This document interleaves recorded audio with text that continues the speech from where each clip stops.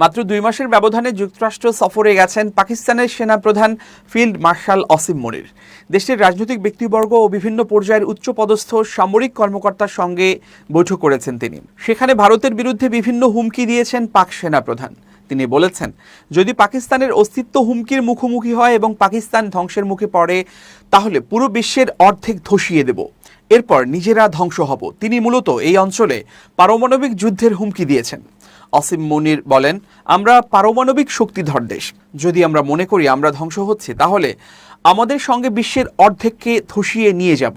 চলতি বছরের মে মাসে ভারত ও পাকিস্তানের মধ্যে 4 দিনের সংঘাত হয়। এর মধ্যে গত এপ্রিলে ভারত নিয়ন্ত্রিত কাশ্মীরের পেহেলগামে সশস্ত্র হামলায় 26 জন নিহত হন। ওই হামলার জেরে পাকিস্তানের সঙ্গে সিন্ধু নদ চুক্তি বাতিল করে ভারত। নয়াদিল্লি হুমকি দেয়, সিন্ধুর পানি আর পাকিস্তানকে দেয়া হবে না। পাক সেনাপ্রধান যুক্তরাষ্ট্রে আয়োজিত ওই অনুষ্ঠানে বলেছেন, সিন্ধু নদীতে ভারতের বাঁধ নির্মাণ করার জন্য তারা অপেক্ষা করবেন।